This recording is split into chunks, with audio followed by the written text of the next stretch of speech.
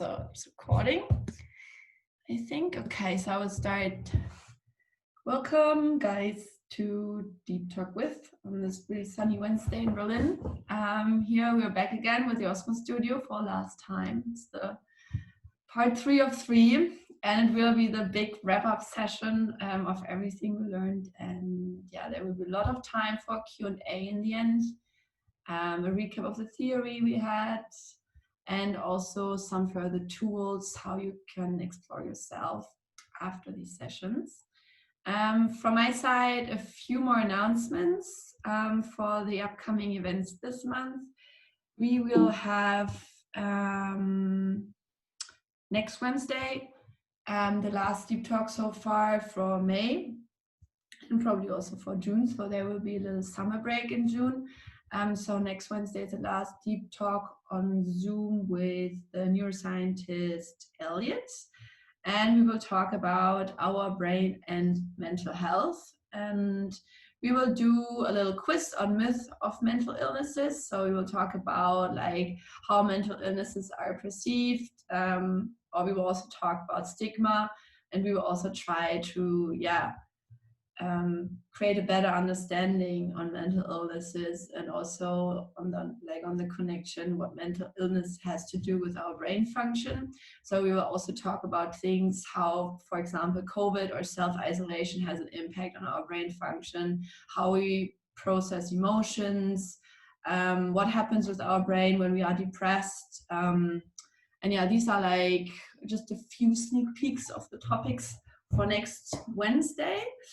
And we will have another movement session next Monday coming up with Sophie Marison, with an introduction to dance therapy, which you can join actually on Tempelhofer Feld. So I will look for a spot on Friday, and you will find any further information in the Facebook event and obviously on Instagram. If you want to watch any of the previous deep talks, you can find them on YouTube.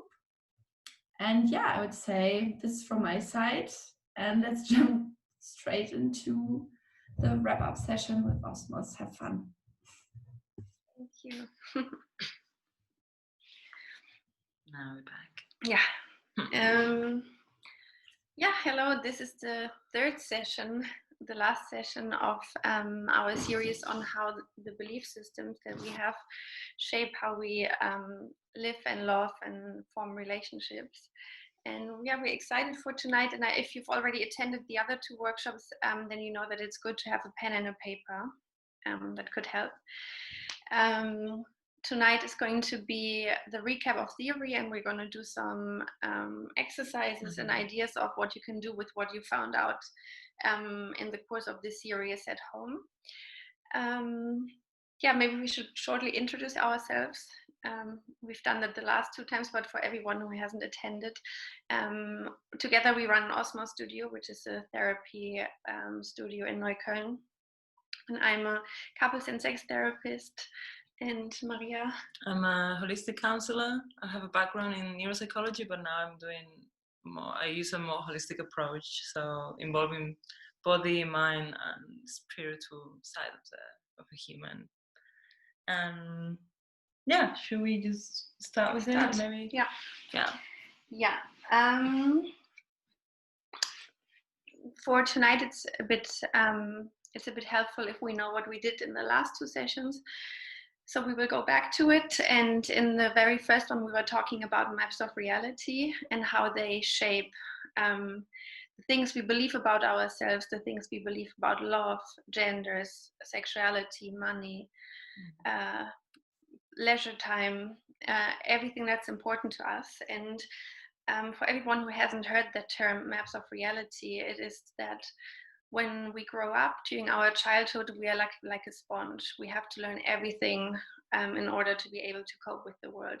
So we try to take every information in that we can, not only the things that are taught to us verbally, but also just through observing and how our parents act and our peers and other important caretakers. And we're trying to develop a script by which we live by. So everything that you've been taught in your childhood is later on influencing how you view yourself and how you view relationships and the people you love, and how you act. So for example, if you have lived in, I think it's quite easy if we use an example that if you've been raised in a family in which no one ever had an argument, then you maybe enter the world thinking that arguments are to avoid at all costs, and that it's so threatening to relationships that you can never get yourself into an argument. And you might not be aware of this because not having any arguments was what was normal to you. But then you find yourself again and again in situations in which someone crossed your boundaries and you don't know why that happened. And then if you look into your belief systems and what you think about yourself, and in that context, that might be related to you thinking, I don't deserve to express my boundaries or to express my needs or what I want, because it's much more important to preserve the harmony that we have in a situation than saying what it is that I want. So all these tiny things that we observe in our upbringing families, and then also throughout our whole lives, because we develop these kind of belief systems not only when we are young, but also in all different and important relationships in our life. When we create these belief systems, we live by them, and they shape our reality and how we approach other people. And in the very first session, we were talking about this, and we tried to guide all of us to different underlying belief systems and what they mean to us, and did some exercises how that can be changed or what we can do with it. And if you're interested, then maybe you can watch the first episode. And then on the second session, we moved into, we gave a bit more of theory, and we talked first about the theory of attachment. And this connects again with like what Lainey was just saying, like we learn how to, we learn scripts, we learn how to like relate to ourselves and to others and to the world in general. And this comes like this, this stems from like a really big need, like a deep need for being connected, like for being like having that connection to others. And this is what the theory of attachment tells us. Like the theory says that we have like one of our biggest needs is that need for connection, that need for like emotional and physical closeness, and that need for safety in a way. And so we explore a bit like this concept, and we talk about like how humans are just like we're not only social, but we also create bonds. We create like deeper connections in a way, and this is how we we all depend in each other somehow, and on each other, right? And then we went a bit deeper, and then we talk about like the different styles of the different attachment styles, like the different scripts that we create, like, and this is all related to all of the experiences that we've had, like especially with our parents or like our main figures when we were growing up, but also later experiences can also shape our styles and can also like change them in a way, like reshape them. And basically, if everything goes well, like if most of your experiences have been positive, or if especially if your parents were, they were there, they were supportive, and they gave you like emotional, like physical, like closeness, and they were receptive to your needs, and then you grow, you're able to develop a really safe and grounded sense of self. And then you also, which is one of the most important things, that you also learn how to regulate your own emotions. So like by seeing them, like by them attuning to you, by them connecting with you, you learn to regulate your emotions. And then you also feel that, okay, there's a safe space here, there's a safe heaven here, so I can go outside in the world, I can take risks, I can just be who I am and try new things, because I know I will always have somewhere to go back. And because I also know, like, okay, I know who I am, I have a strong sense of self. So it's more difficult to be shaken up. It's more difficult to be, like maybe damage or hurt when you go outside into the real world in a way. This is when, you know, when things somehow like go well, and this is what we would call like a secure attachment style. And this kind of people, as I said, like they're going outside, they're comfortable with others depending on them, and them depending on others.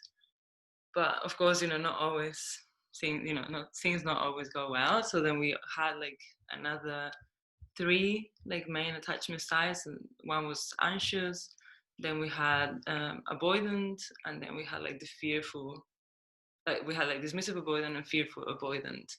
And in this, there's like different characteristics in all of them. Like the main thing is like there's insecurity. They don't know what's gonna happen. There's feelings of like, you know, you cannot depend on others, or others cannot depend on you. So there can be really ambivalent behaviors there, and this creates a lot of suffering many times, and it means that you end up in like similar situations that are painful and you don't understand, and there's like really intense feelings, or you're completely detached. So I'm not going to go so deep into it because this is what we did last time, and you can again like watch it. But you know, we will do certain exercises today to work with these things and like learn how to move forward, how to move on from it. And the last thing we talked about in the session last week was the concept of the shadow by Carl Gustav Jung, who's a psychoanalyst from the 19th century.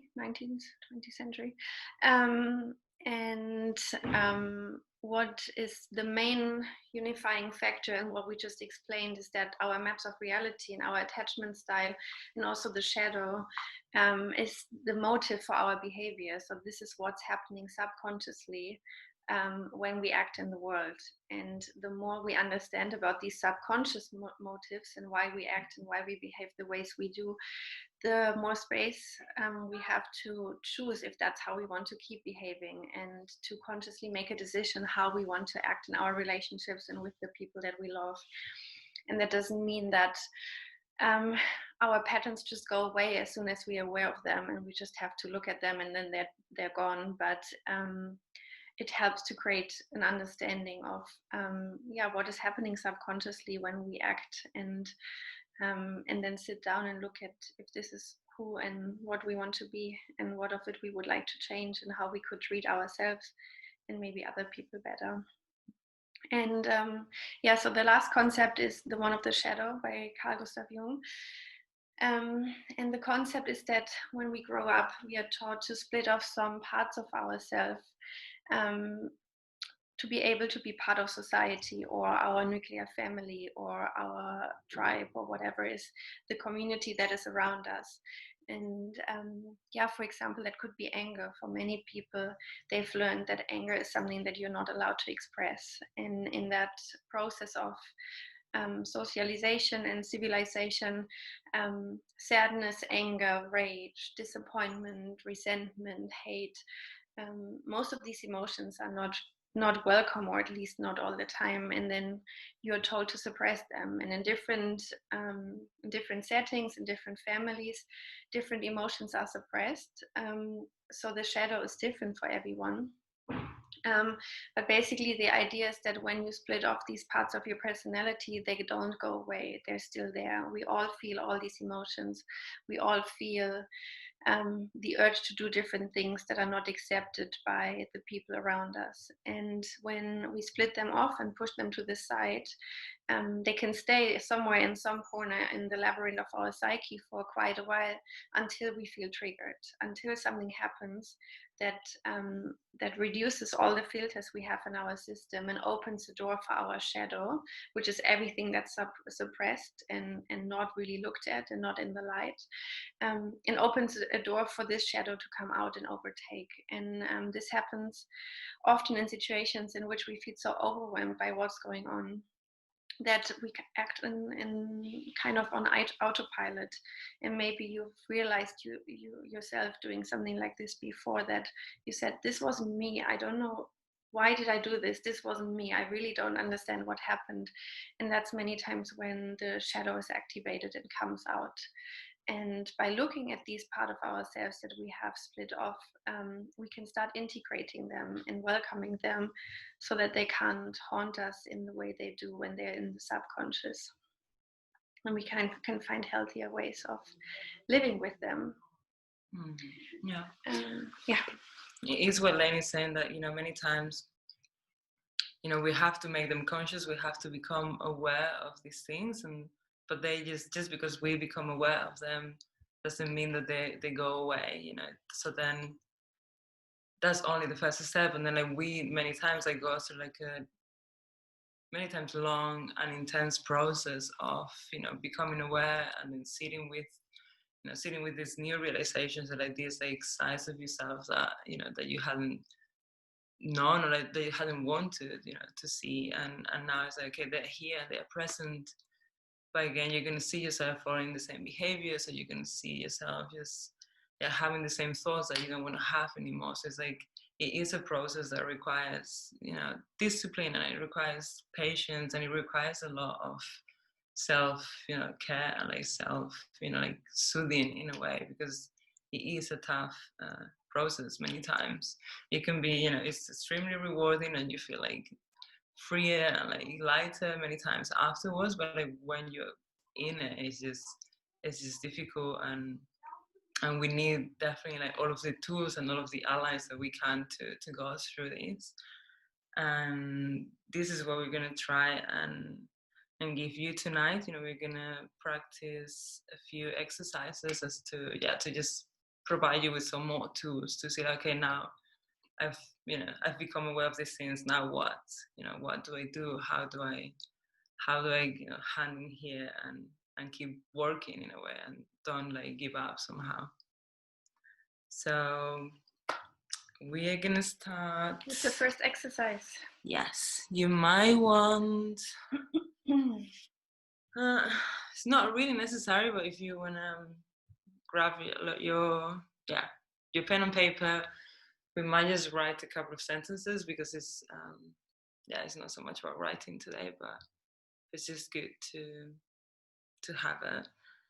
Maybe for this exercise, make sure that the camera on your Zoom camera, your Zoom microphone is on mute, because you will have to say things out loud, and it will be a mess if everyone's microphone is not on silent.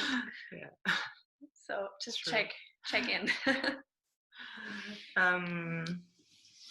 So for those of you who were in the last workshops and in the last sessions, maybe this is easier, you have it more present, but I'm gonna ask you to bring to mind a negative belief that you hold about yourself. It can be about yourself, it can also be about others, it can be about the world in general. So if you can bring it to mind, or maybe you can write it down. And if you weren't here for the previous sessions, you can maybe finding a belief is quite hard right now, but you can also just think about recurrent negative thoughts that you have about yourself, again, about others, and I'll write it down, and we can also use that.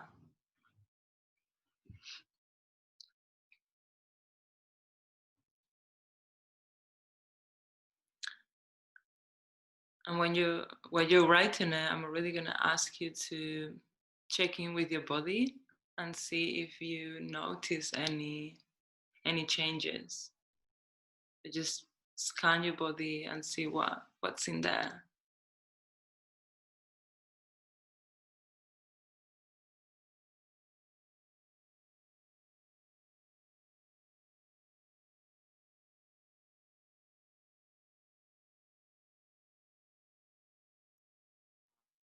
Maybe right now you're feeling this tension on your shoulders.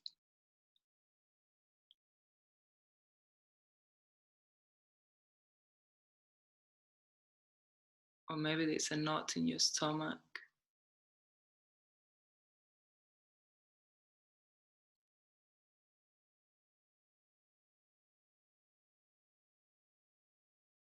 Or maybe it's your hands that are a bit shaky and clammy.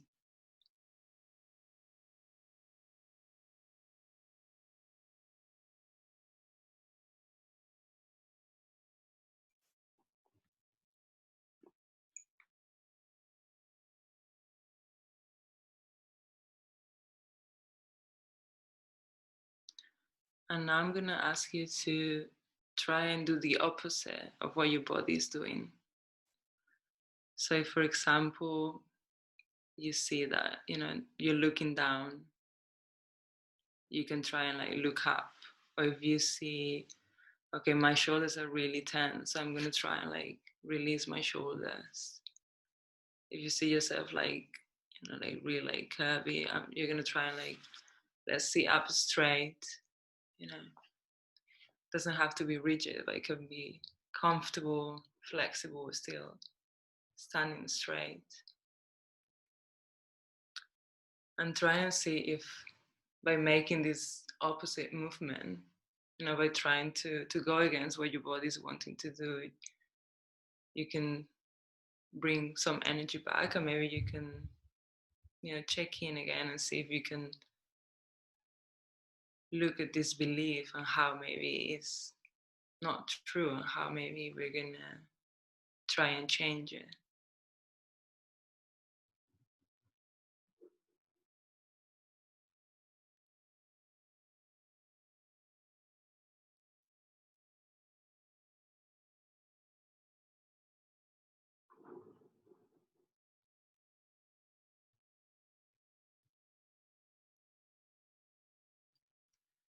Maybe now, for example, that I'm sitting up straight and more relaxed, I'm not feeling so weak. I'm feeling like, or maybe I'm actually capable of doing the things that I don't feel capable of doing. Or maybe I try to like, lift my chin and look up and see, okay, like how does it feel? Do I feel like more present with more energy?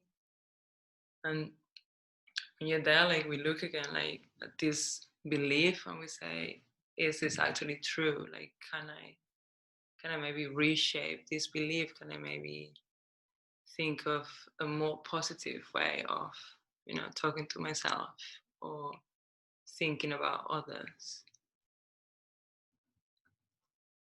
And this might be difficult. It can be that the moment you look at the belief again, you feel again your body tightening and like tensing, or like you go back to this like more collapse, like state.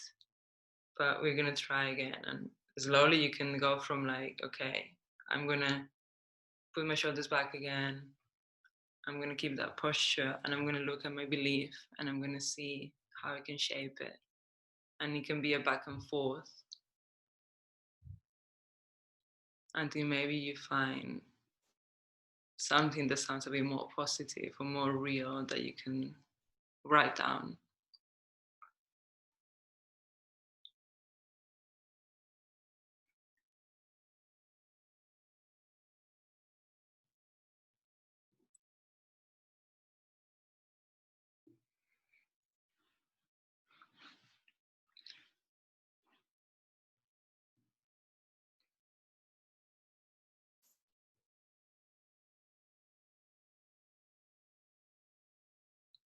And when you've written this belief, maybe you can say it out loud and feel how it feels. Feel again what happens in your body when you say these words.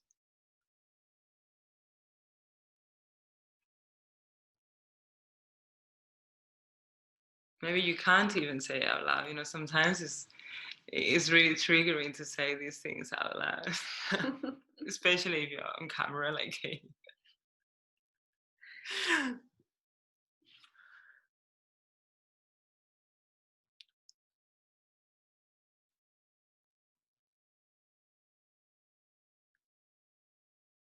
Katie, mute your camera.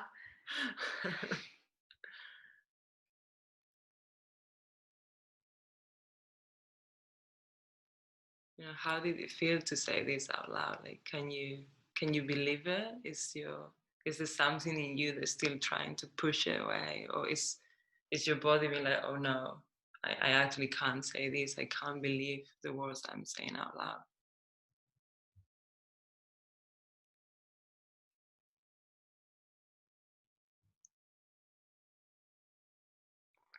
That can happen, and that's okay. Changing a belief, it's not so easy. So maybe you might even have to reshape again, this belief. You might have to, okay, I might not be able to say that I'm amazing or that I've accomplished amazing things, but I can say, oh, I've done some things right. It's like sometimes we have to like slowly get there. We have to pave the path and allow ourselves to feel it.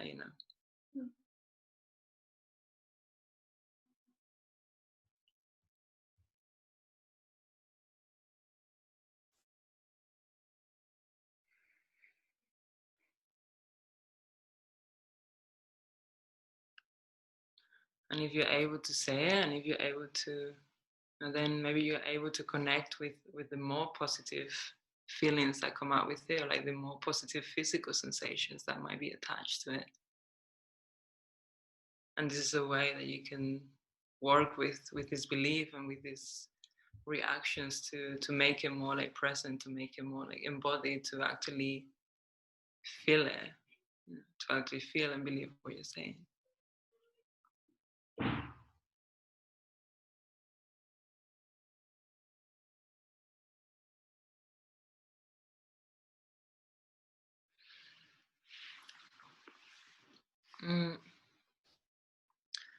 Yeah, this is an exercise that we can try and do to change negative beliefs, and to what happens many times when we change a belief, like when we realize something and we don't want to start believing this, is like there is, of course, like there's like a void, there's a space that needs to be filled. There's like, okay, I'm not believing this, but what is it that I'm going to start believing right now? And for example, if you come from a really religious background and there's many things that you're like, okay, I don't, this doesn't belong to me, it's not something that I want to keep carrying on. For example, there's certain things that I do want to say, but certain things I want to let go of. But then it's like, many times it's like, okay, but now what do I believe now? What's going to guide me, or like what's going to work as a scaffolding in a way for like my life? So many times we have to replace them with new ones. And this is difficult many times, maybe you've experienced it now. It's like, okay, you want to say something, but you don't truly allow yourself, or like there's something in your body even that is like pushing these new beliefs away, because there is still a lot of like emotional connection, and like a lot of like, okay, I don't want to disappoint someone, I don't want to be cast out or something. So it takes time, and you can do this by like changing how your body is moving, and how your body is reacting to certain words, and like saying these things out loud, and like writing things. You can say, okay, what are my beliefs going to be like? What am I going to choose to believe? And make a conscious effort to not just let go of everything, but also to implement new things and new beliefs, right? So it doesn't feel so chaotic and so like, okay, now there's nothing to believe in. This can be really confusing. So it's important to feel, to fill the spaces in a way.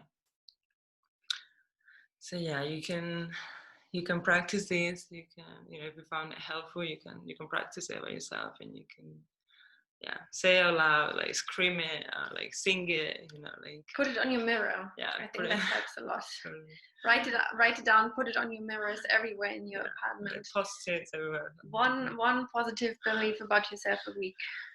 Yeah. You'll be healed by the end of the summer. There you go. Yeah. That's gonna be like a quite intense summer of work. Totally. But yeah. Our next two exercises are dedicated to the attachment styles, and that's what Maria explained a bit earlier. And the first exercise goes out to all the avoidant attached people. And avoidant attached means that when you feel insecure or unsafe or uncertain in a relationship, when you're triggered, then your response to it, that you withdraw and that you shut down, and that you don't want to create any connection with your partner or close friends or your family, but that you feel you need a lot of space and you need to get away from it, and that you get the sensation of, I don't want to think about it, I Was that, No, I just wanted to say, like, also it can even be your own emotions. You know, it's like you avoid others, but you also avoid your own emotions. So what Lenny said, like, you don't want to think about it, you don't want to feel it. There's a conflict, but let me disconnect and let me go, run away. You know? So that is the avoidant attached style. And what is important to mention is that even though it's a mechanism in which many emotions are shut down, and it's really hard for us to connect with what is actually happening on the inside, because in order to be able to get away from it and detach, we have to shut down maybe the anger, the sadness, the confusion, or whatever it is that comes with it. But one emotion that is actually really strong for a lot of avoidant people is guilt, because there is this sensation that I should be feeling something, I should attend to that problem that just happened or to that trigger or whatever is there, but I cannot. So there's this guilt sitting like a blackbird on your shoulder telling you something is going on, you should figure it out. And this is causing even more that response that you just want to get away from it. You don't want to look at it. You're like, oh my God, I don't know what it is. I can't connect with my own emotions. I don't know how to connect to the other person's emotions. And that just makes you want to get away from it. So guilt is a very big topic for people with avoidant attached behavior. And when we feel guilty, many times a response towards the other person is being annoyed. So that's not always the connection, but that's many times in this mix of emotions that are there for avoidant people. They can just say, yeah, I'm annoyed, or this is just annoying, leave me alone, I don't have anything to do with it. Why do I have to face this now? Why do I have to confront it? Life could be so easy if I could just get away from it.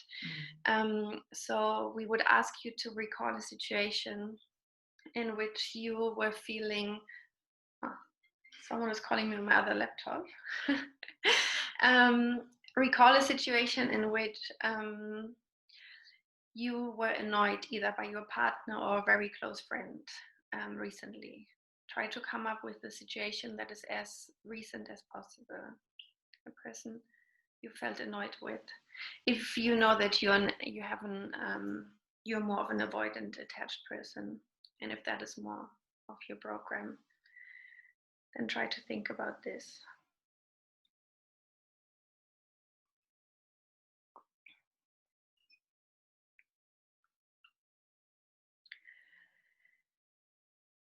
And then when a situation came to your mind, try to think back, what was your explanation why you were annoyed? What happened? How did you explain it to yourself that you're annoyed now?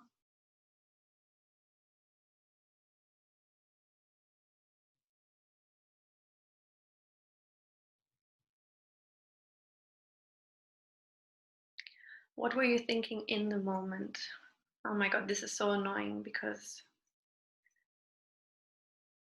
him or her, they're doing something that makes me so annoyed.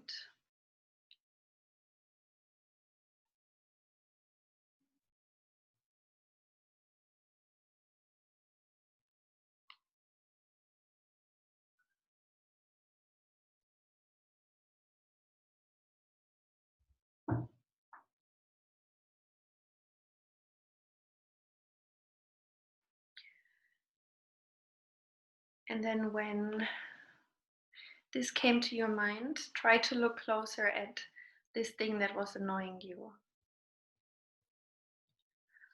What kind of behavior was it? Is it really a flaw of your close friend or partner or family member? Or is there also something else underneath it? And try to observe yourself while you do it, how hard it is for you to look at it. How much of your avoidance response is coming up at the moment? How much do you want to get away from this exercise?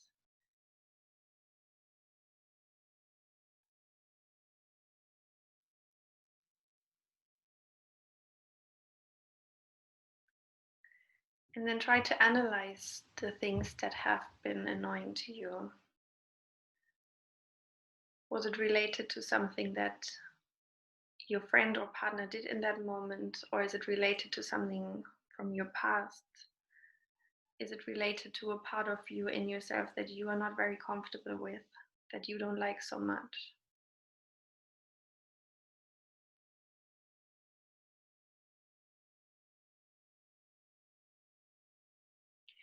And while you do this, try to observe yourself if you are confronted with guilt.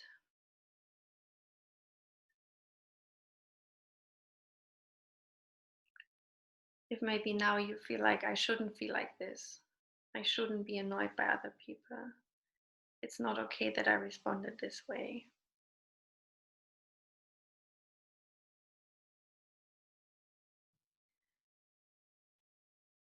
And when you're there, then let's try and create some compassion for why you felt like this and how you felt, and also the guilt that comes with it. We all have certain responses to situations that are caused what has been really successful for us up until now, and many times these mechanisms protect us. So being avoidant has also very positive sides and was helpful for you throughout your life in different ways.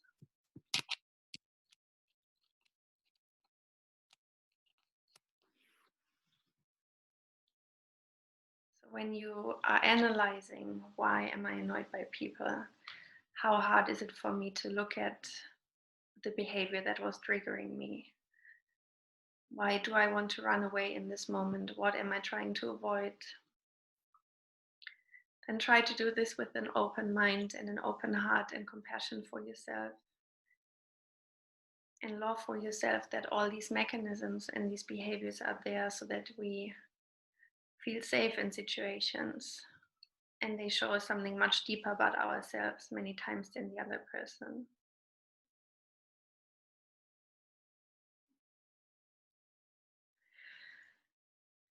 And this is an analyzing exercise you can do in many situations when you feel triggered and you feel that you just want to get away from something.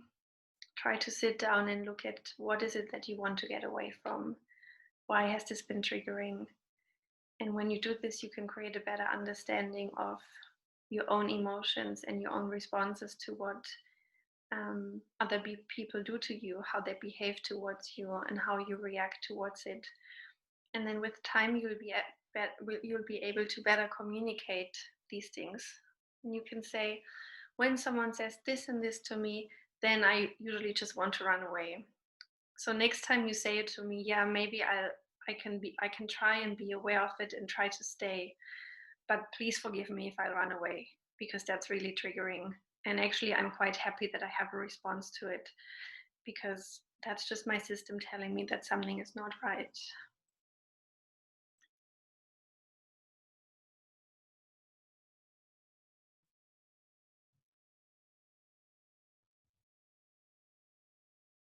Yeah.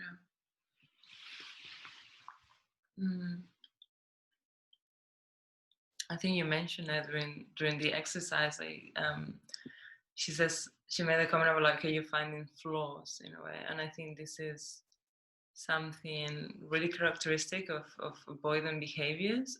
It's like we, especially with our partners, like we tend to look for flaws. You know, when something happens, we quite easily are like, oh, but she or he or whatever, they are like actually so annoying sometimes, you know, like, you know, they're always so noisy in the morning, and oh, they're actually not that smart, or they're so needy. So it's like we use this as a way to create that distance, you know. Many times it's like the moment you see yourself finding flaws in someone, it's like because you just, you know, you've been triggered and you're just trying to create the distance, so then this doesn't upset you so much, this doesn't cause so much, like, you know, movement in your emotions and in yourself, and like activate you so much. So whenever you find yourself, you know, like finding flaws, like whenever you catch yourself, you know, thinking these things about someone, you know, who, you know, like maybe like a day ago, like 2 days ago, you were like, oh my God, I'm so in love with them. You know, it's like, there is probably something that you are probably triggered because of something. It can be a certain behavior, it can be a comment that they made, but it's always, you know, it's a key for you to say, okay, let's take some time and explore this, because there is something here that is making me uncomfortable and it's making me wanting to detach and retreat and go back into myself in a way.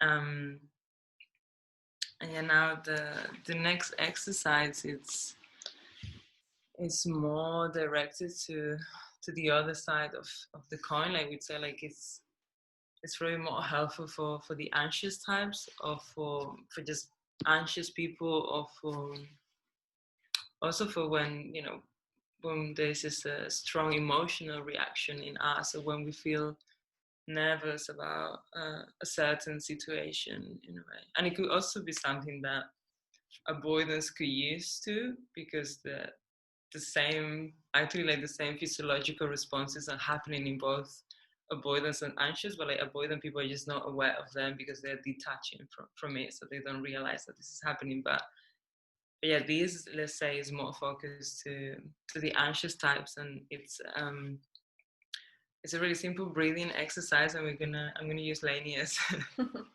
to show you. Like she's gonna show you while I'm explaining it, and then like we can try it. But the thing is that, for example, like one of the first things that gets affected when, you know, when something is triggering, or when something is like painful emotionally, or when we, I don't know, when we are nervous about a certain meeting, or anxious about some like test results, or a conversation that we have to have with someone, it's like the first thing that's affected is our breathing and the way that we breathe. And I don't know if you have like any babies around, or if you can remember any babies, but like when you see a baby when they're asleep or when they're breathing, like you can really see how like the belly is like, you know, the abdomen, like the belly goes like really up and down. Like you can totally see that they're breathing on their stomachs in a way.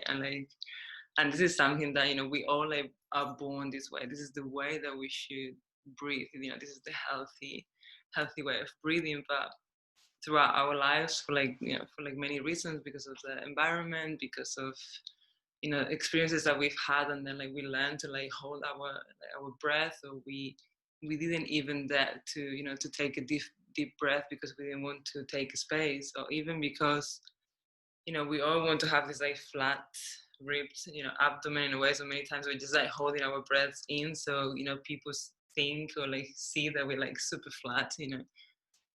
All of these behaviors and all of these experiences like end up creating a habit of, you know, a way of breathing that is like really like shallow and really up here in our chest in a way. And this especially happens when we get triggered, especially when we are anxious. Like we breathe really quickly, but like really shallowly. Like, you know, it's only on the chest. We don't even use the full capacity of the lungs and our bodies to help us.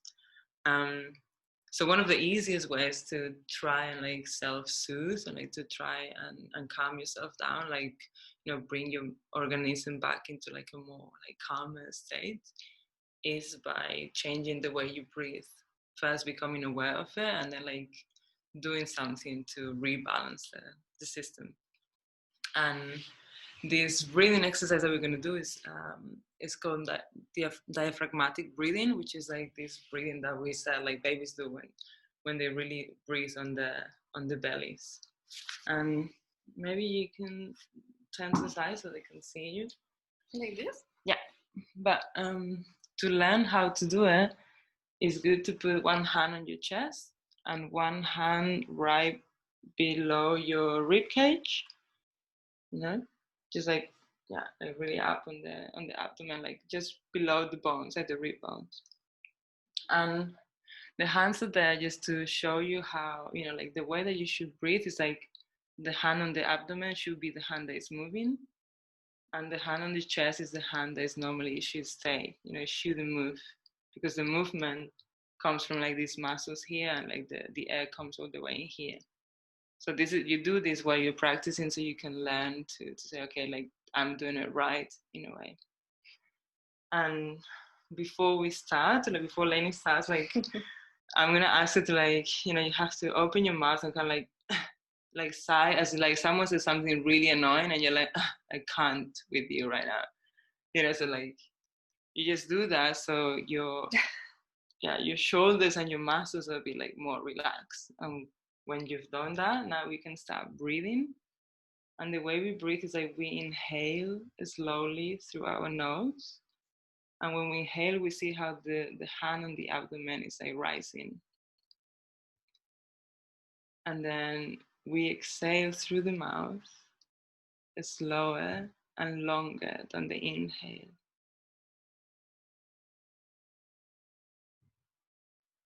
And then you inhale again, like really slowly. Your abdomen rises up towards your hand. And then you exhale through the mouth, slowly and longer. The counts can be, many times we say like, okay, you can inhale for 4 counts and you exhale during 8 counts. But that's really personal, and it can be, the only thing that's important is that the exhale is longer than the inhale.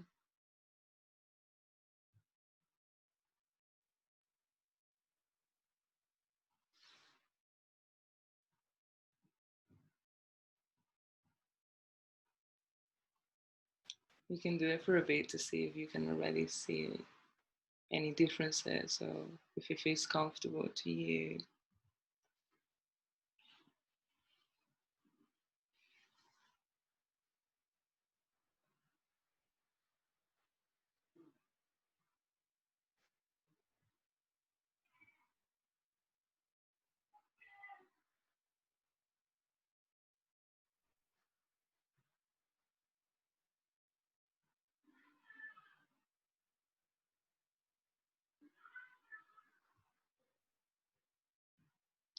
Sometimes it can happen that we feel a bit dizzy when we're doing this, and if that happens, it's because you're either like breathing, you know, not allowing enough air in, or like doing it too fast. So you have to find your rhythm in a way at the beginning.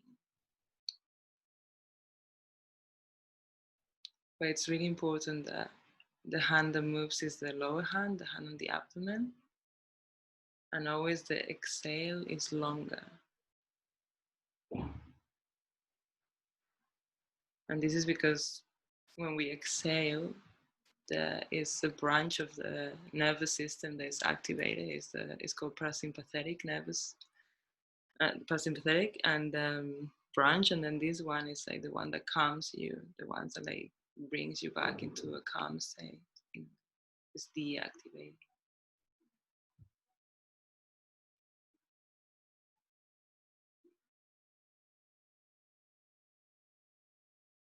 Now, hopefully you're all a bit more relaxed. We're going to stop it before you fall asleep or something, guys. Faint, everyone's fainting. It's, you know, this is something that we should practice. You know, it's not something that's so easily done when you have never done it in a way. So many times, like, you know, and to my clients, I normally recommend like doing it at the beginning, like once or twice a day for like 5 minutes, and you can start doing it while you're laying down, so you get used to it. But then I have many people, you know, when they come and say, yeah, I did it on my way on the Uber, you know, and I'm doing it whenever I'm like, you know, like public transport, or whenever I'm like, you know, sitting, working. After a while, I just like do it for a bit and then I go back to work in a way. And as I say, it's a practice and it's a process, and you have to learn in a way. It's like you have to develop the habits of like, or like remember, you know, like to breathe the way you're meant to breathe somehow. And many times, like we, you know, then also create this habit of like, you're just walking down the street, or like you're just talking to someone, and then you just check in with yourself, you know, just like have a 3 seconds to just check in and say, okay, how am I breathing, and where is my breath going, and like how, you know, how is also like my shoulders and my, you know, are they tense, are they relaxed, am I fully, you know, like using the full capacity of my body to actually, you know, like get all this air that I need in a way. And this is like, it really changes, you know, like how how you feel, and especially when there's some really intense emotions, which it happens many times to people who are anxious, or like to people who have an anxious attachment style. So many times we experience emotions like really intensely, and when the emotions are so intense, we don't even have the capacity to verbalize anything, or to have a conversation with someone. We're too busy with like all of the emotional things that are going on and like the physical reactions. So if you can at least like take 1 minute to breathe like this, like to check in with yourself and like realize like, okay, I'm actually not even breathing right now, and I can do something about it. This is going to change how you feel emotionally. It's not gonna make the emotions go away or disappear. It's just gonna decrease the intensity. So then you are able to at least like give it a try and have a conversation, or like think more clearly somehow, because you're not overwhelmed with all of your emotions in a way. But yeah, it's a practice. I can totally recommend it. And yeah. The second to last exercise is about the shadow work, and maybe you now already feel a bit overwhelmed from all the exercises and participating. So if you just have something to drink, or you just want to get up from your chair and shake your legs, then we can't even see you, so no. You're actually allowed to do it. Just do whatever you need to do if you feel like that has already been intense now. To hear about these exercises and maybe follow them. This next exercise is about integrating our shadow. So our shadow is a part of us that we don't really like to be part of our identity. This could, for example, be the angry part of yourself, the needy part of yourself, the scared part of yourself, the insecure part of yourself. But also for some people, it's not only things that we label as negative traits, but also things that are positive. Maybe that you are a good person, that you're a good listener, or something is part of your shadow, because so far you've never listened when someone told you this, but only listened to the opposite things. And if in the last session you were able to figure out some of your shadow parts, then this can be helpful now in this exercise, but you don't have to know your shadow parts to be able to maybe get something about what we're talking about now. The core of the shadow is that it's split off from the rest of your personality, your identity, and your conscious self. So the shadow is always a part that you don't really see, and that's lying behind you, just as if you're facing the sun and then your shadow falls behind you. These are your character traits that you don't really look at, and you don't allow to be, and you don't want them to be part of your identity. So the shadow work is all about integrating these parts and inviting them into yourself and into your psyche and into your conscious mind. And we can do this by making them our friends. And you can say, okay, well, I know that I have all these and these and these parts, and I actually quite like them, but then I also have these three parts of myself that I really don't like. And now I've learned through analyzing the shadow that they're there, and there's nothing I can do against it. So why not trying to meet them and see who they really are and what they're trying to tell us. And you can do this by inviting them as a guest. So making them our friends, that's already quite far in the process. But for the beginning, you can tell yourself, okay, angry part, or maybe hello, needy part. So far, I've always ignored and neglected you. To be honest, I actually never wanted you to be part of me and myself. And when you came out, I was really ashamed, and I felt so guilty that I wanted to push you away right away. But now I'm trying to do something different, and I would like to get to know you. So then by opening yourself and your mind to something like this, you create a space in which you can look at your shadow parts and see what it is that they need. In order to do this, you can start with a drawing, for example, in which you draw your inner angry self, for example. or your inner needy self, or your inner sad self, or your inner scared self, the fearful one in you, that if you have this image of you that you're always brave and that you're the one who's going for things and that you are not afraid of risk, then there's still a scared part in you that is muted in this situation, but comes out in other moments when you don't have your guards up. So you can invite these parts of yourself to sit with you on the table and just get to know them. Ask them, who are you? Why are you? Why? How has it been? How has it felt when I neglected you? And what is it that you need? And what is it that you would like to tell me? And yeah, so I always recommend to start with the drawing. So you draw your inner angry self, just a part of you that you have neglected. How could that look like? That can be a sketch, something very abstract, maybe only colors or symbols.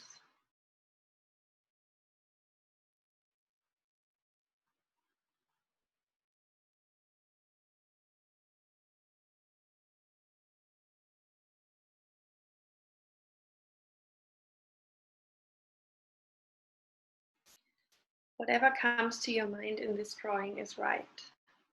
There's nothing wrong. Even if something comes to your mind that you feel like that has nothing to do with it, I don't understand why I'm having this image now. You can just use it and put it on your paper.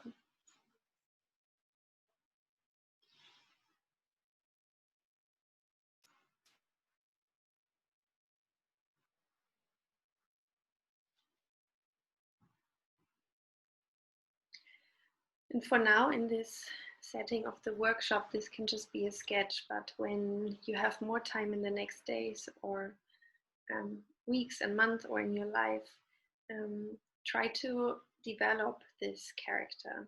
Try to see how this angry part of yourself or the needy part, whatever you just choose, looks like. What kind of colors does it have? What is the creature's body posture, if it's a creature? What kind of symbols are connected to it? And how does it change over time?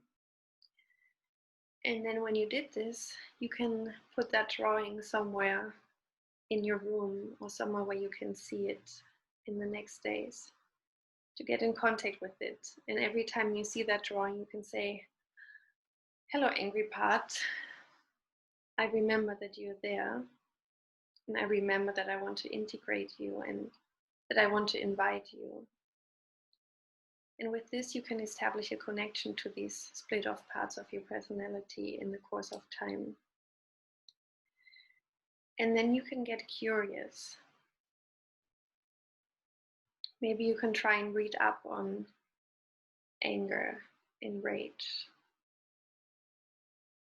Maybe you can read up on neediness, being weak and small.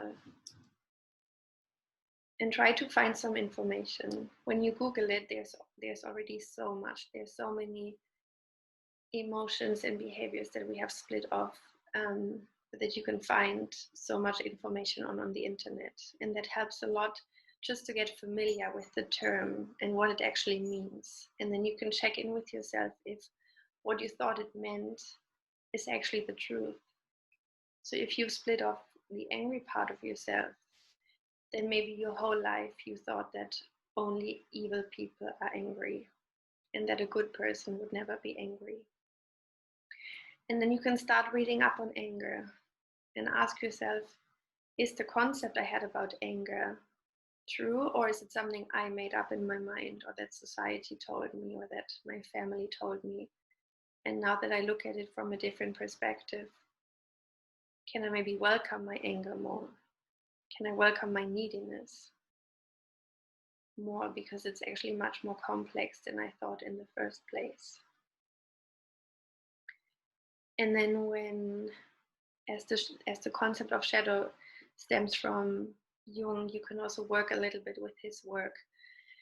And he investigated a lot into mythology and stories, narratives and archetypes in which he found a lot of behavior patterns that are either rewarded or punished in the shared human consciousness.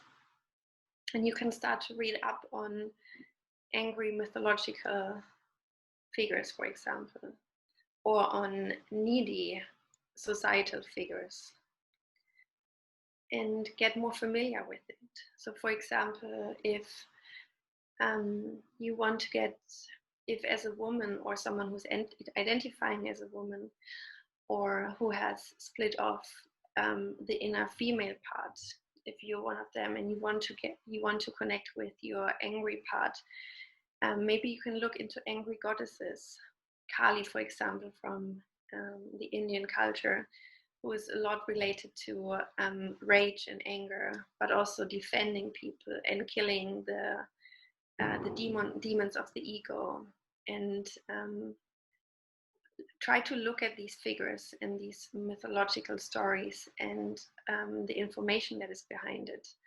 And in this way, you can get more and more familiar with that part of yourself that you have split off, and you can get a greater, complexer understanding of why you split it off and how it can be integrated, what you like about it, what you dislike about it, and how it could be of advantage for your life. You can even give these parts of yourself names. And then the next time you're triggered, you can say, now the really mad part of me is coming back, and you can call it by its name. And with this, you can introduce also a little bit of humor and make it much lighter when the shadow is coming in.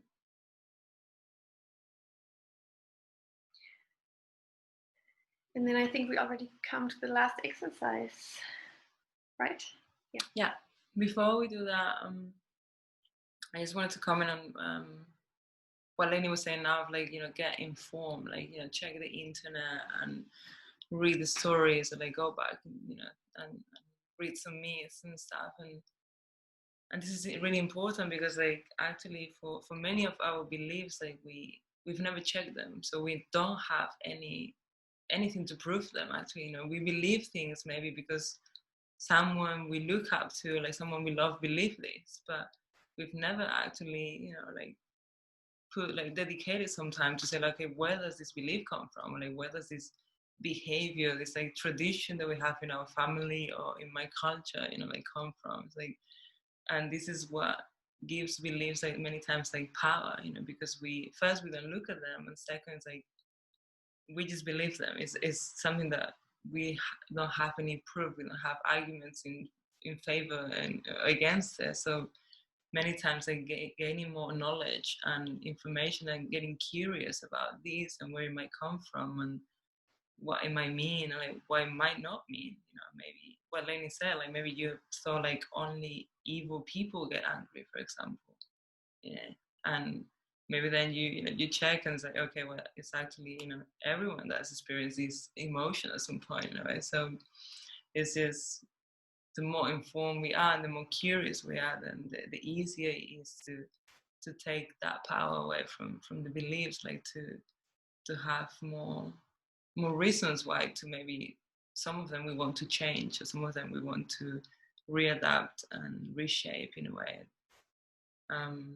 So yeah, get curious and definitely check some mythology. She's put this into me now, and I love it. She was the one who brought the idea to me of mythology and the importance of it, and yeah, and I'm all into it. So yeah, it's fun.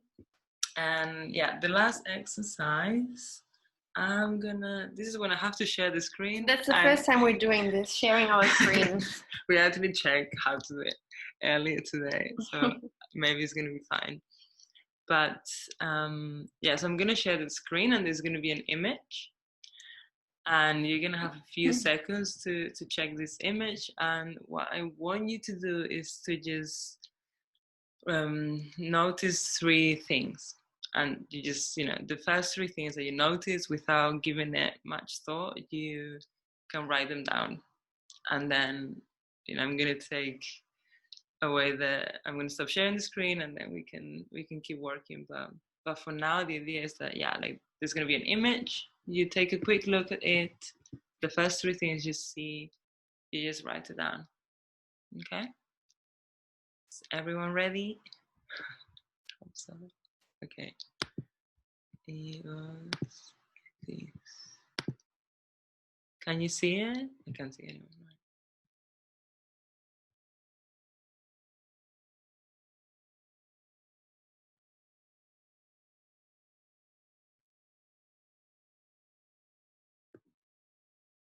Okay.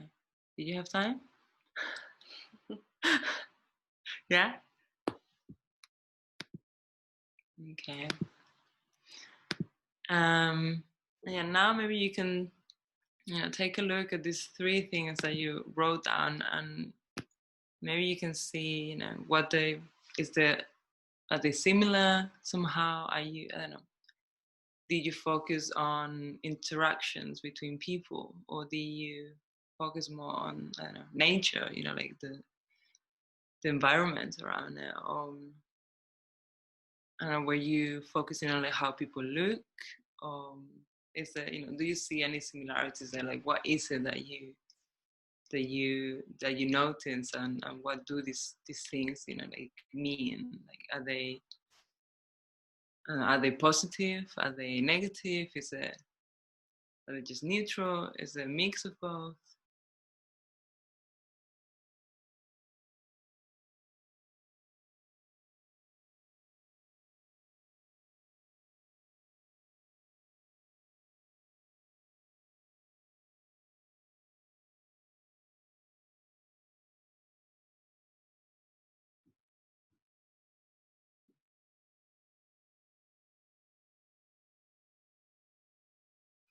And then maybe if you see a pattern, is this something that, or maybe have you seen things that you would like to have? Or have you seen things that make you annoyed? Or, I don't know, is there an emotion that's like similar to all of them? Like, do you just see happy people, for example, or angry people?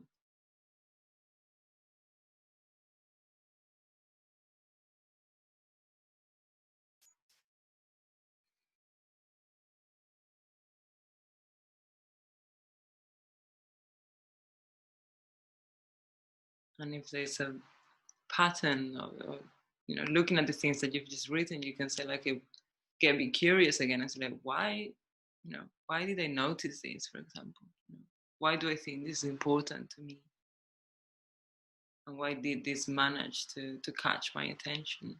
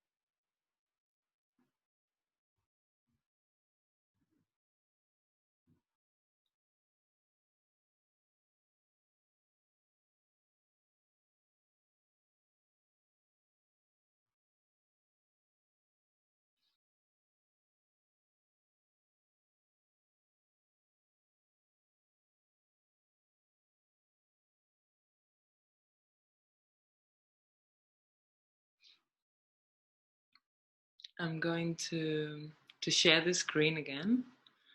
And maybe now I'm going to give you some more time, and maybe you can do a bit more of a, scan it a bit more in deep, and notice all of the things that maybe you didn't see on the first try.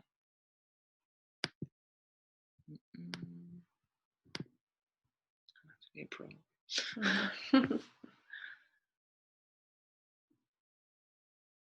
So now try and take a deeper look, and see if there was something that you missed, or there was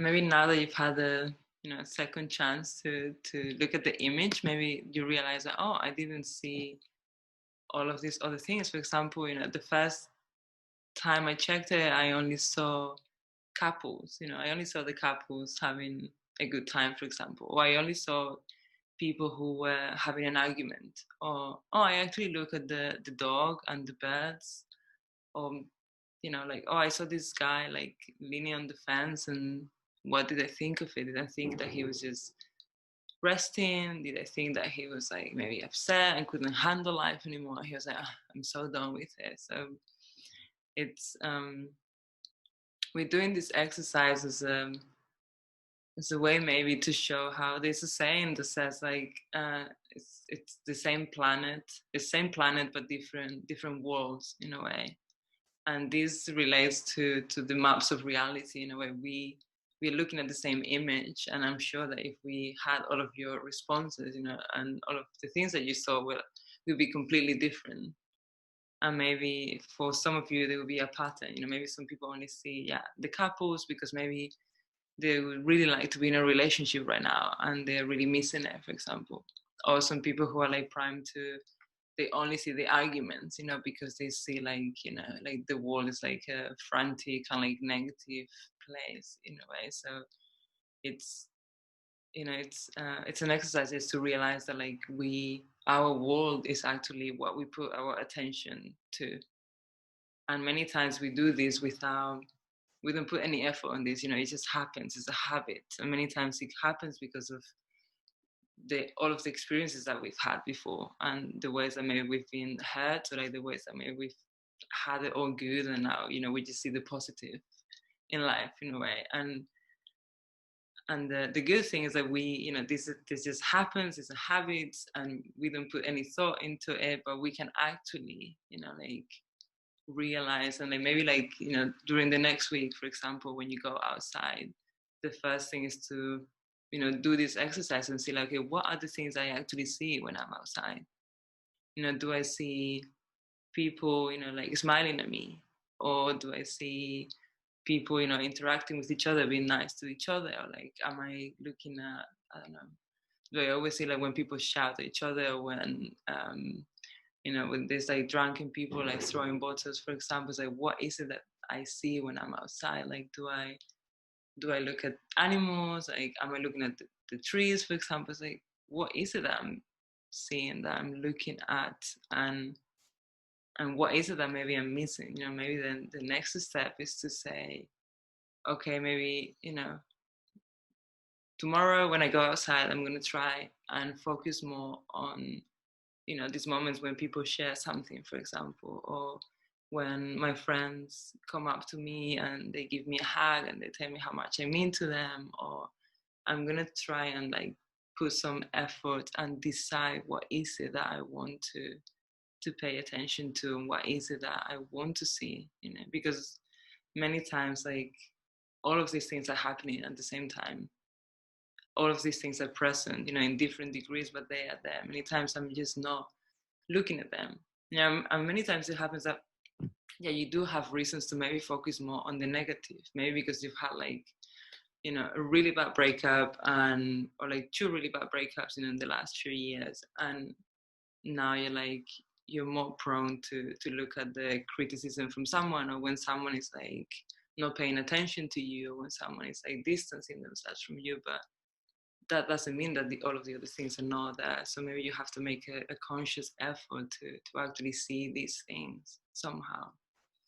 And I don't know if this person is here, but like the idea, like the inspiration to talk about this is like last time there was someone who said that during his childhood he had experienced a lot of racism, and like he was bullied, and now I think it was he felt like he had to work really hard like to get love. And like one of the things I said was like, maybe that that can be true, but maybe it's also that you're not noticing all of the times that maybe you've been given that love when you haven't done anything for it. Because these times, these occasions just kind of like sleep, and you don't pay attention, you don't focus on them. So maybe one of the things you also have to do is to focus and like to make the decision of like, okay, I'm gonna go outside and I'm gonna actually focus on these things. I'm going to be more conscious when I'm with my friends to see if they show me love in whatever way, you know, when I'm not doing anything for it, you know, because this is also a way to change a belief and to change that, you know, that belief that, yeah, maybe in the past you had to work hard for love, or maybe not anymore, or maybe not all the time, in a way. So yeah, that's it with the exercises, I think. Yeah. Yeah. You've worked hard enough for tonight. Mm-hmm. This is enough. Definitely. Yeah, now we would be open for questions. If you have any, then now is the time to ask. Or if you want to share something, it doesn't have to be a question. If you want to share something.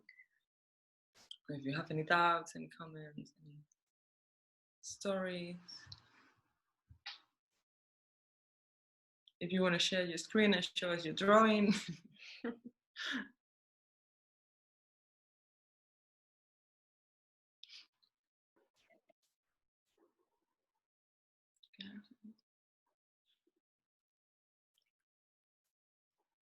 I don't have a question, but I just want to say that I do go to a therapist, but this has been possibly, this one session has been more helpful than any of the sessions I've been for. I didn't know how important it was to do exercises. And it's not like I got to speak either. It was all of you talking, but I feel like there's a lot I didn't know. And it's a lot better than even whatever I've experienced with the therapist that I go to on the regular. So yeah, thank you. So thank you. That's super nice. Yeah, exercises are so helpful. Because many times when you only analyze it in your head, then of course you create a better understanding, but the underlying emotions can only be reached with exercises. Yeah, and you keep talking about it, so I feel like you're always thinking about it, even with just a vocal session. So this was great. Thank you. I'm so happy.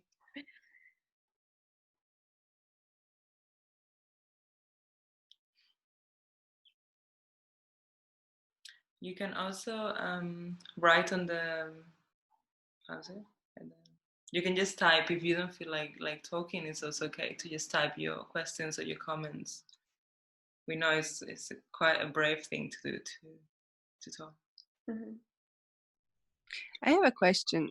I was thinking about it lately. How do you really figure out what your triggers are? This is like you have to observe your body, how you react to certain situations, people, topics, maybe. Mm-hmm. Yeah, I think it is definitely about observing. It's a lot about, like, you know, turning that attention towards yourself and like the physical sensations, you know, the emotions. If there's always, you know, when we're talking about anger, when we're talking about guilt, for example, if there's a recurrent emotion, or if there's similar situations, then yeah, that is where you can put the attention, and where you have like your cues to say, okay, there might be something here, so I'm gonna see what happens. And what happens that we can be triggered in different ways. It's not always that we become more activated, or that we get like anxious, or that we get nervous and shaky and just want to run away. It can also be that, you know, you just feel that your energy is gone, or that you feel your body feels really weak all of a sudden, or you can't think anymore. You know, it can be that we have like racing thoughts and like our minds are really busy, but it can also be that there's nothing there. It's like a blank, you know, space. So the reactions can be really different in a way. But so you can't really get rid of them. You have to kind of accept them, or like work on them to minimize the impact on your body, on your psyche. I mean, I think also you have to realize why something is triggering you, you know, because sometimes it's not that the reaction has to be quiet, you know, it's not that we have to quiet this reaction. It's like there is a response, there is a reaction because of something, you know, it's like it's information, and maybe you do have to take action. You know, sometimes like maybe you do have to set a boundary, or maybe you do have to have a conversation, or maybe you have a job, or like working, you know, your work environment is something that's like really affecting your health mentally and physically. So the idea is not always to just say, okay, I want to quiet these reactions, I want to learn how to deal with them, but they're there for a reason, and many times they're trying to point you towards something that is not working, or something that might need to be, you know, adapted, or something that just doesn't feel good to you in a way. Okay, yeah, that makes sense.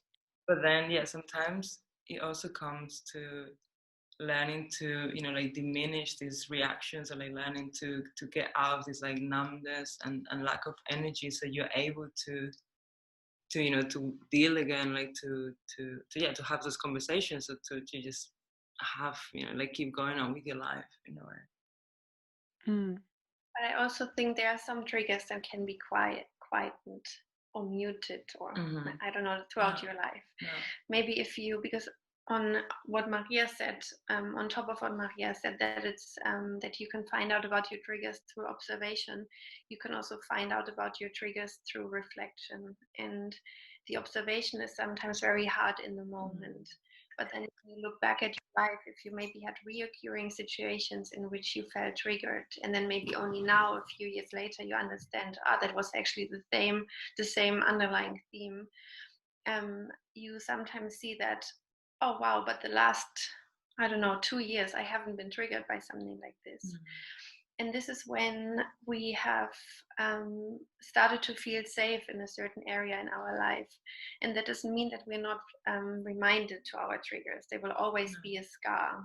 If you've maybe always had that fear that you don't have enough friends, because sometimes throughout your upbringing you realize that it's hard for you to make friends, a message of a friend who says, I can't come tonight for dinner, will always be a little bit triggering.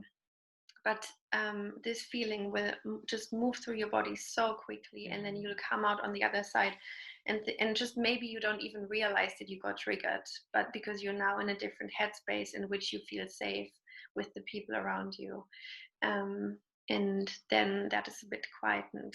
You're not your whole life a slave to triggers, but some triggers stay, and for a reason, like Maria said. And then sometimes, you know, you also, for example, when we are tired, or when we haven't eaten, or when there is stuff, you know, you're stressed because of something else, like then these triggers might have more power in a way. Like you can't get more triggered, but then when you take care of yourself, and when you're like back into like a normal, you know, state somehow, and you've eaten and you've slept well and stuff, you see that the same thing is not so triggering. You can deal with it better in a way. But definitely what Lainey said, like some triggers actually do go because you've worked on the things, you've had the conversations, you've gotten informed, you've processed things. So then, yeah, you can actually, what we said, like sometimes some things just won't trigger you anymore in a way. Great, thank you. Question in the chat. I'm going to read it out loud. I'm typing because I had to organize my brain. I have a question that comes up for me in the shadow concept, but also in the avoidant attached type. I'm aware of some of my shadows and I can reflect in that situation, but then my avoidant personality comes immediately in and I stop dealing with it. The feeling of being blocked emerges and I feel a strong sense of running away or being annoyed by that situation. It happens super frequently. I have a great deal of difficulty of remaining and dealing with this feeling. Maybe an example could help. When Leni asked, why are you running away? My immediate reaction was that I cannot answer that question, and then I stopped dealing with it because I already told myself I cannot answer. Therefore, the past 2 sessions and today really helped me because I did not run away, but at least tried a bit to deal. But as soon as I'm alone, this goes away. I'm just curious if I can trick myself into staying in that situation and reflecting deeper on it. First, let's take a moment to acknowledge that you stayed. And this is like, let me close this question, then I'm not so distracted. I really want to create a moment in which we can just really acknowledge you've been here the last 3 times and today, and this is a commitment, and you decided to stay and look at it, and take a breath in this and say, yeah, I did it. And then and I think what you will describe is so true, that when we're by ourselves, it's much harder to do it. So maybe through these workshops, you've realized that for you, a group setting is really helpful. Maybe you have realized that doing things on your own is harder for you than doing them when you feel you're part of a group. And this can be created. Healing doesn't have to happen by yourself. You can, we get our wounding in different places, and we can also find healing in different places. So maybe it is one thing to have an eye on how you behave when you're by yourself, and already the fact that now you're really aware that you have this behavior of running away will with time help you change it. It just is it's a much longer process than just these few weeks that have been in between the workshops and maybe the time you did the work already before. So in this, we all need a lot of patience in changing our behavior, but you also have the freedom to say, I have learned that I can get a lot of help from group situations, and maybe sharing with people and having that commitment to something that has a structure, and then try to make use of this. When you've learned something about yourself that's so helpful, and we all are on our own quest for individual healing, and then maybe this is something that could help. And in between, always take a breath and say, I'm doing this, I'm here, I'm not running away. Even now, with this question, you are not running away, you're fully there. So maybe we also need to look at this thing where maybe that belief that you always run away is not so true anymore. Because if this was true, you wouldn't have been here tonight, and you wouldn't have asked that question. So maybe that's something to further investigate and look at. Yeah, definitely. Yeah, I think like what we mentioned before, like we all need our allies, we all need tools. It's really hard work, and it's not easy, and even if you're not avoidant, many times you just want to be like, okay, leave me alone with this, and let me live my life of not being aware of these things because it's easier, so what we say, like, if you have someone there that can make you, accountable, or someone that's gonna check in on you sometimes, or like some kind of like workshops, maybe even a therapist, it's just, it could really help, to stay with it and to not have to run away somehow.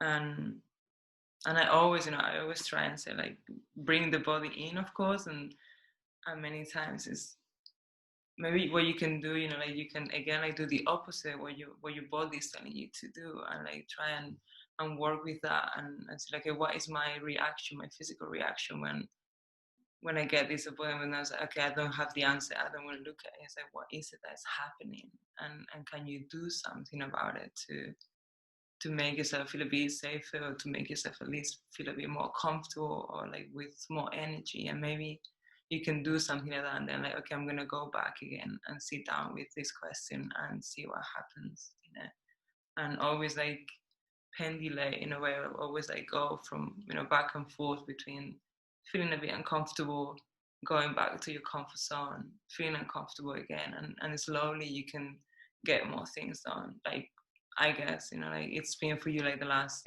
3 sessions. I'm sure there were probably moments when you felt like, and also it's quite easy to do that when it's an online workshop, to run away, and you haven't done it. So yeah, that says a lot already.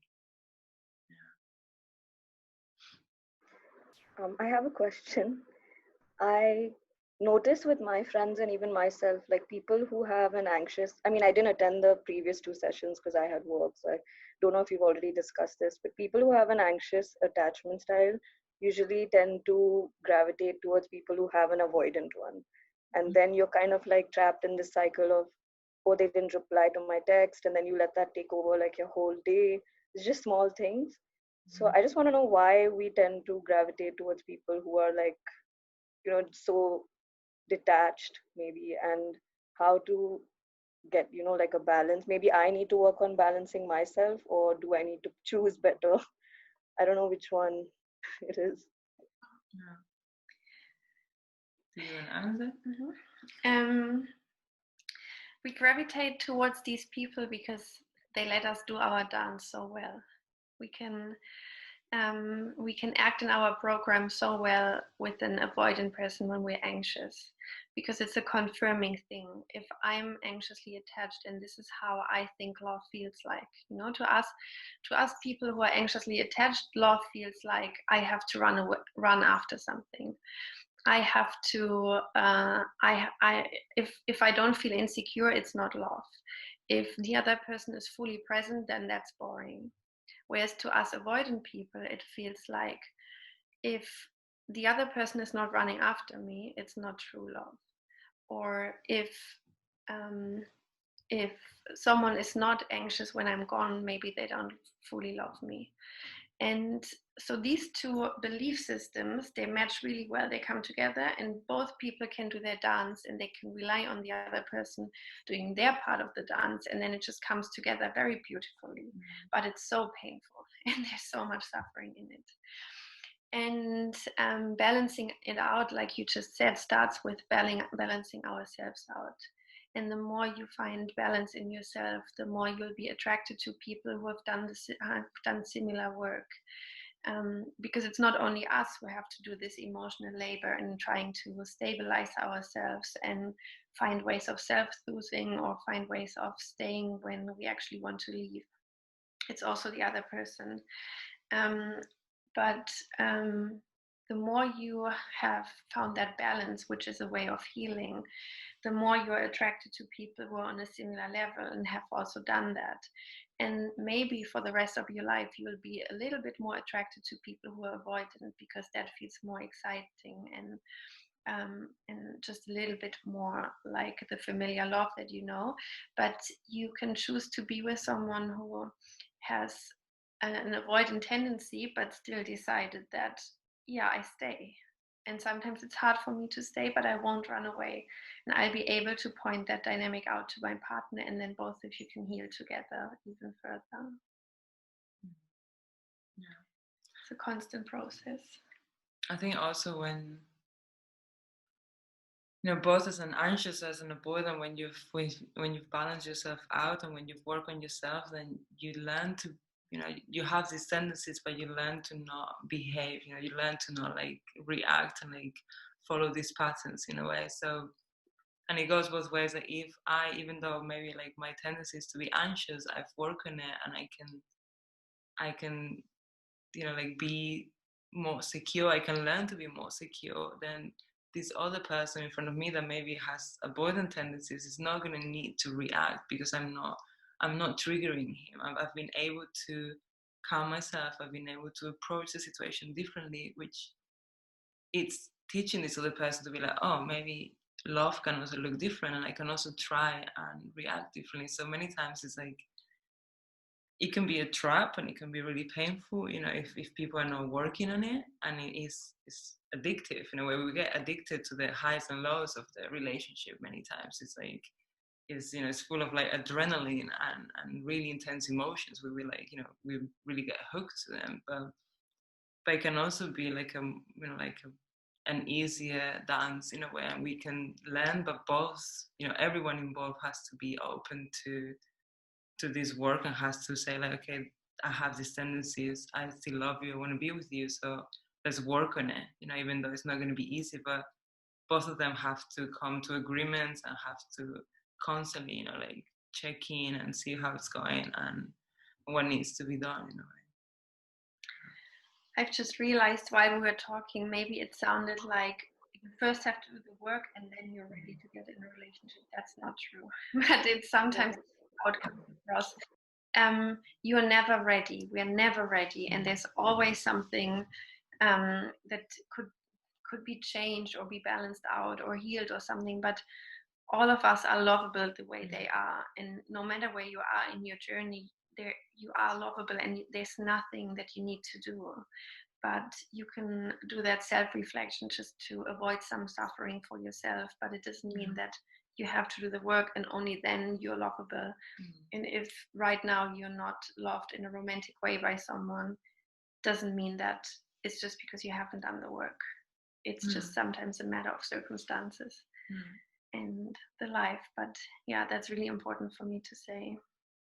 I think especially when it comes to attachment difficulties, or when it comes to like wounds that were created within a relationship, you know, it is within a relationship where you can best heal these wounds in a way. It's like many times it's the relationship was what's healing, you know, the new relationship that shows you different, that shows Also you friendship, not only I mean, not romantic, not only relationships. romantic. I mean, like it can, any kind of connection, you know, that can show you different. That can tell you, okay, love can be given and received in different ways. So it's not so like, well, Lenny said, like go do all of the work and then try and have a relationship.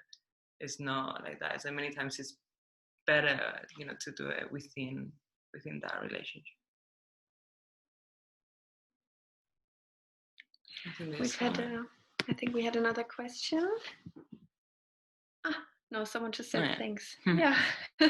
Welcome. Yeah. It's the truth. It's the truth.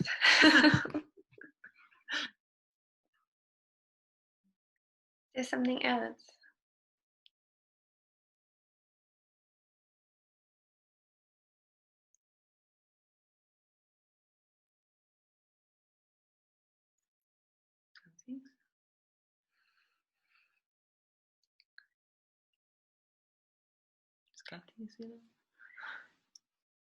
I don't see Kati anymore.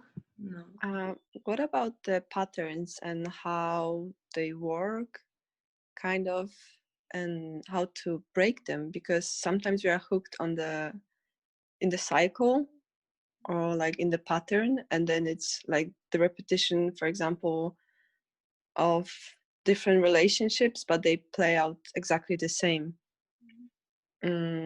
Where to look for cues, how to change it, and what can we do within ourselves, and yeah. Do you want to start? Should I?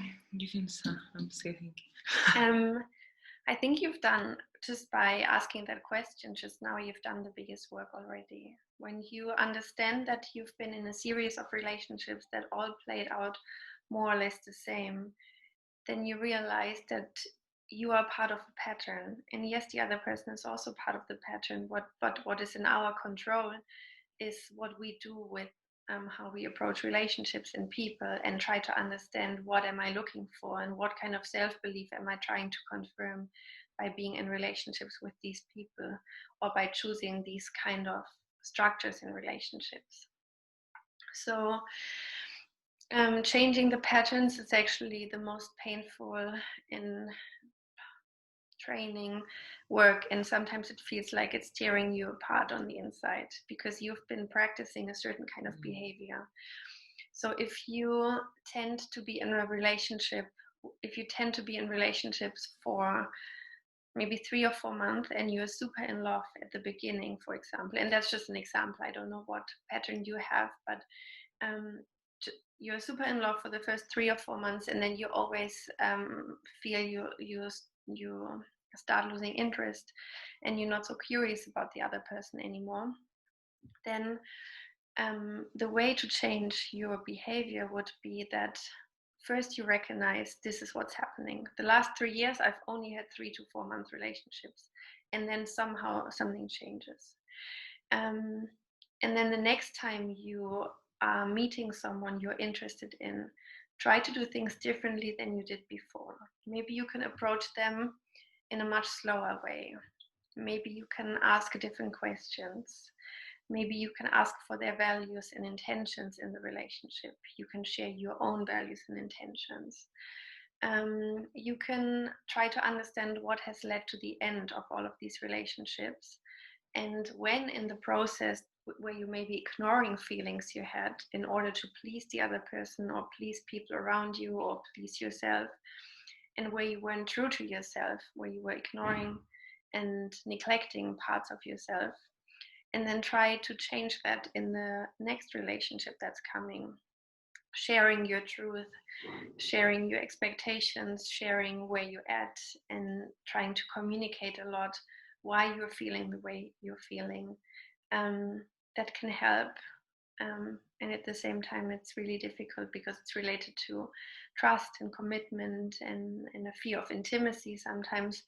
But yeah, trying to see all the small steps that lead to the end result, and then when you get to know someone else, try to tweak and twist all these little steps on the way and see how it feels when you do things differently. And I think it's also, I mean, we're talking about beliefs and, you know, maps of reality here. So I think it's many times like, okay, you've now noticed, you've become aware that there's a pattern here. You know, maybe you can spend some time really, okay, how does this pattern look like? What is the pattern? And it could be, for example, what Lainey says, like, I only have like 3-4 months, you know, long relationships and then I'm out. But this is the same thing, but it can come, like, the beliefs behind it can be different. You know, maybe I believe people always leave me, so I'm going to leave them before they actually do that, for example, you know. Or maybe my belief is like, when you get too close to people, you know, they take away your freedom, for example. So I'm going to run away before they actually get too close to me and they don't have the chance of doing that.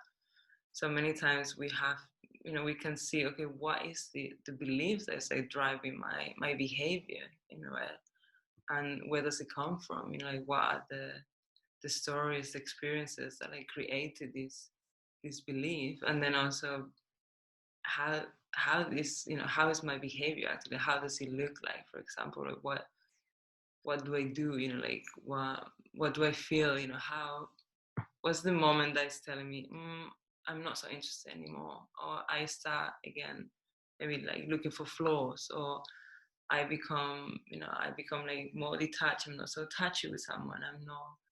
I'm not calling them so often. So like really try and like break it down to like a smaller behaviors and the smaller things that you do, because many times it's these small behaviors, the behaviors that you can change. You know, the bigger thing of like, okay, I only have like 3-4 month long relationships is huge. So I might have to like break it down as much as I can to start changing these small things in a way. And many times what we have to develop is this ability to take a step back in a way, to be like, okay, I see myself, I'm going for this, I'm going to try and like hold it for a second and see if I can behave differently in this case, for example, and see if this, you know, leads me somewhere else. I'm just going to try. It's kind of like an experiment and see what happens, you know, and then from there we work on with it. But what Lainey said, it's going to feel unnatural because, you know, you've been practicing the opposite behaviors all of your life, and also because it goes against this like really core beliefs that you have. So it's going to feel unnatural, it's going to feel uncomfortable, and it's going to come in like smaller steps, and you might fall back again into old behaviors, and then you have to start again with, you know, maybe the day after you say, okay, today I'm going to be more aware and I'm going to see if I can behave differently, you know, and slowly you can build that new reality, so to say, you know, like those new behaviors, for sure. Thank you. And what a shame that I missed 2 previous sessions. It's really... They're on YouTube. On YouTube, so you can... I'll for sure find them. Thank you.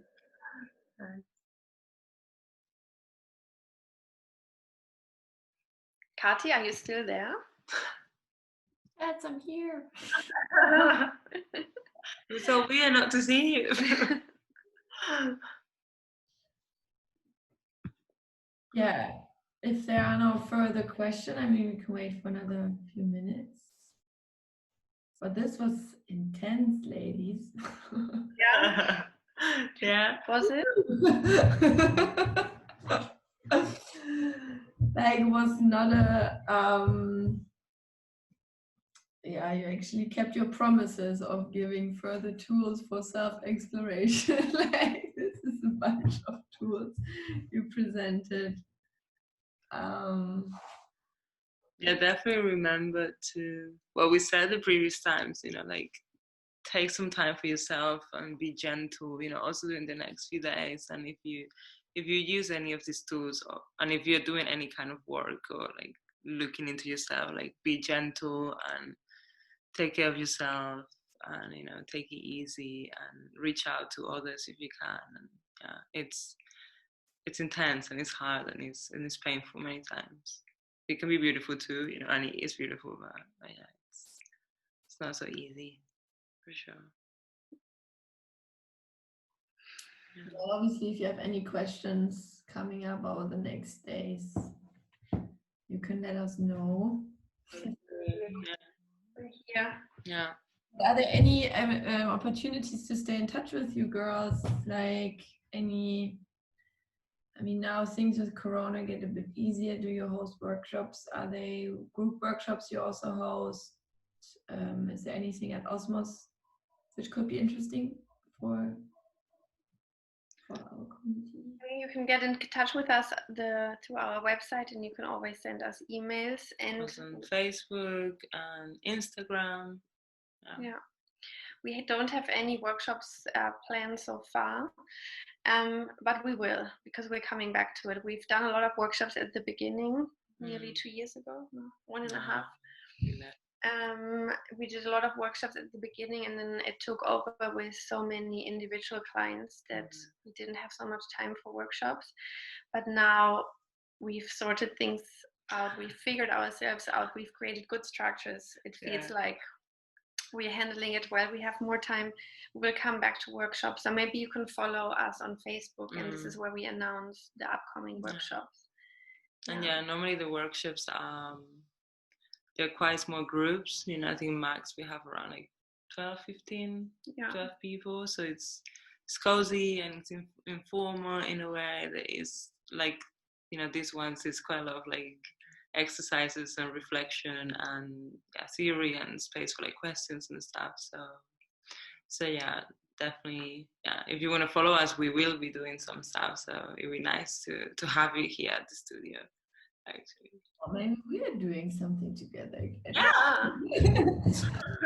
Also from my side, like, I mean, we just opened with these 3 sessions, like a huge book, love and relationships, such a huge topic, super important, always changing, lifelong learning. So if you have any feedback of any topic which got now triggered you want to know more about, just like really let me know, because I feel that this topic of relationships is definitely something super relevant.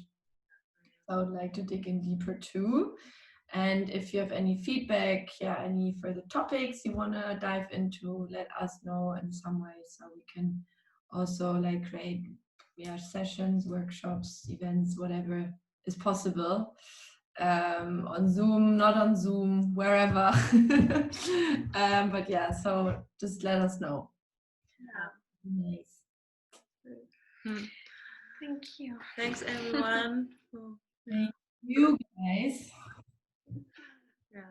It was a lot of fun. Yeah, it was we really nice enjoyed this series. Yeah, I really want to say thank you. Thank you to Maria, but thank you to you, Katja, and everyone who joined. That was a lot of fun, really. Thanks.